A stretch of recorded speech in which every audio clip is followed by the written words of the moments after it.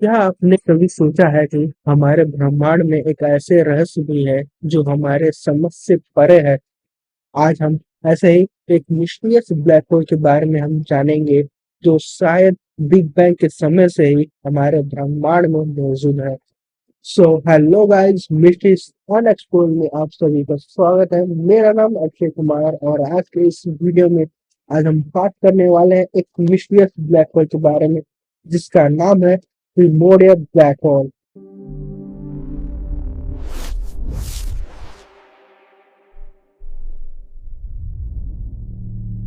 पिछली वीडियो में हमने जाना कि ब्लैक होल की कितनी कैटेगरी हैं। तो हमने 4 टाइप की कैटेगरी हमने डिस्कस किया था। इसमें पहला स्टेलर ब्लैक होल और दूसरा इंटरमीडिएट ब्लैक होल, तीसरा सुपरमैसिव ब्लैक होल और चौथी कैटेगरी की हमने बात की थी जो कि प्रिमोर्डियल ब्लैक होल है।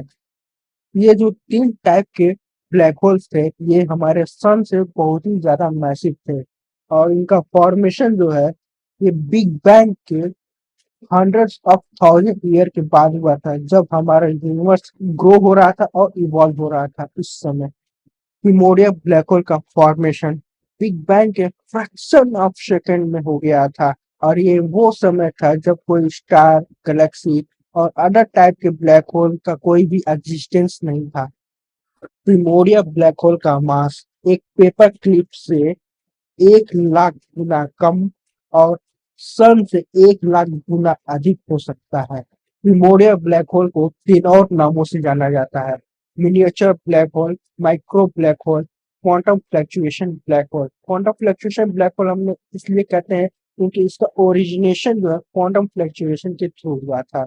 ईयर 1966 में ये दो साइंटिस्ट सामने आते हैं और इन्होंने ही पहली बार प्रिमोर्डियल ब्लैक होल का कॉन्सेप्ट इंट्रोड्यूस किया था और ये प्रिमोर्डियल ब्लैक होल एक हाइपोथेटिकल कॉन्सेप्ट है।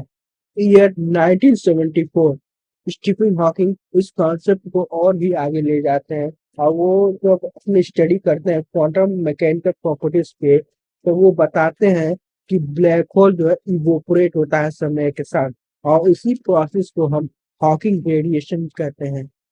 हॉकिंग रेडिएशन क्या है?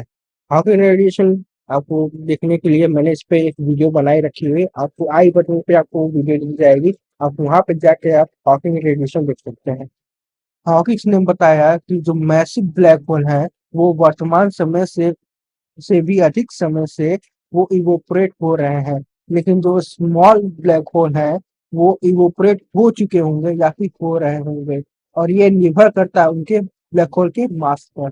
हॉकिंस ने कैलकुलेशन दी कि 10 टू पावर 12 केजी से अधिक मास वाले कोई भी प्रिमोर्डियल ब्लैक होल आज भी मौजूद हो सकता है, लेकिन इससे कम मास वाले ब्लैक होल वो विलुप्त हो चुके होंगे।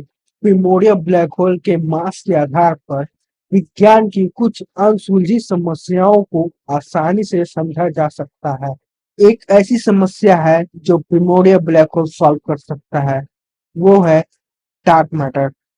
हमारे यूनिवर्स का 30% हिस्सा डार्क मैटर ही है। साइंटिस्ट अभी तक ये नहीं जानते हैं कि डार्क मैटर क्या है। प्रिमोर्डियल ब्लैक होल इसका जवाब हो सकता है या कम से कम एक हिस्सा हो सकता है। प्रिमोर्डियल ब्लैक होल एक प्रकार का डार्क मैटर हो सकता है जिसे माचो बोलते हैं, MACHO। इसका फुल फॉर्म है मैसिव कॉम्पैक्ट होलो ऑब्जेक्ट। हो सकता है कि डार्क मैटर एक प्रिमोर्डियल ब्लैक होल से बना हो, but there is the problem. Black hole light emit नहीं करता है, तो साइंटिस्ट को कैसे डिटेक्ट करेंगे? तो एक फिनोमिना है जिसके जरिए हम डिटेक्ट कर सकते हैं, वो माइक्रो लेंसिंग कहते हैं। जब ब्लैक होल दूर खड़े तारे के पास से गुजरता है तो उसकी ग्रेविटी जो है लाइट को बैंड कर देती है, तो उसकी वजह से जो तारा है कुछ देर के लिए चमक उठता है और ये इवेंट बहुत ही रेयर होता है और बहुत शॉर्ट ड्यूरेशन के लिए होता है जिसे हम देख पाए या फिर डिटेक्ट कर पाना मुश्किल होता है।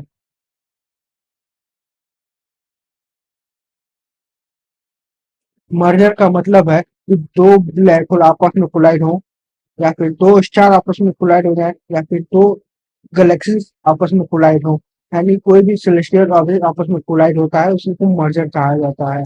तो इस फिनोमिना को डिटेक्ट करने के लिए ग्रेविटेशनल वेव ऑब्जर्वेटरी का यूज किया जाता है।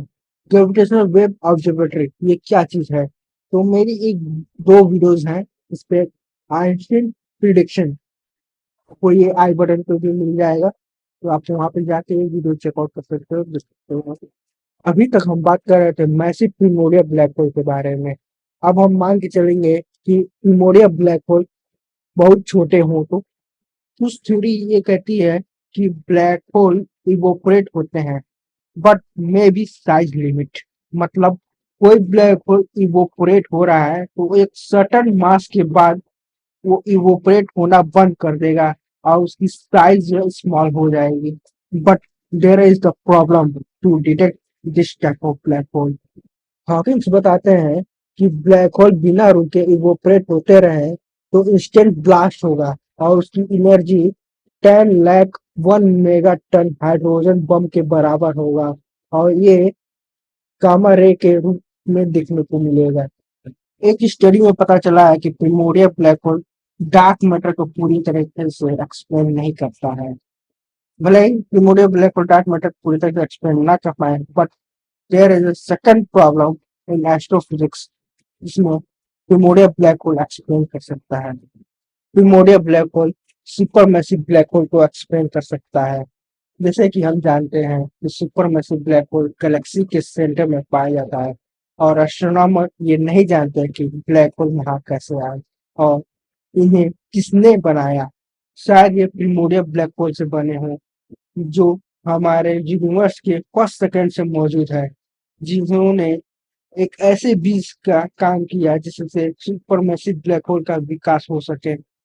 हालांकि ये संभावना भी कम है क्योंकि प्रिमोर्डियल ब्लैक होल बिग बैंग के फ्रैक्शन ऑफ सेकंड में फॉर्म हुआ था, और क्योंकि फिजिक्स के अनुसार प्रिमोर्डियल ब्लैक होल का मास सन के 1 लाख गुना अधिक हो सकता है, और सुपरमैसिव ब्लैक होल का mass millions of billion solar mass के बराबर है। तो इतना बड़ा मास का फॉर्मेशन करने के लिए बहुत ही बड़ा मटेरियल की जरूरत पड़ेगी।